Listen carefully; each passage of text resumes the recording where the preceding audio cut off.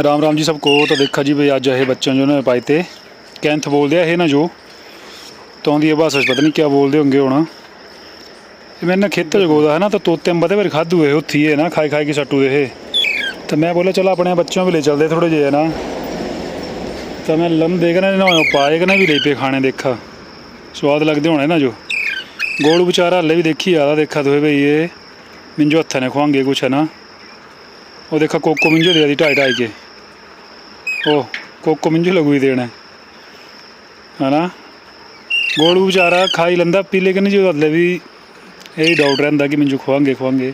ये देखा था थोड़ी देर बाद क्या हाल कर तू है ना सारे तोड़ी तू है ना खाई बैठे है ना ब्रेकफास्ट कर ली ना उन्हें चुप जान बैठ जाना।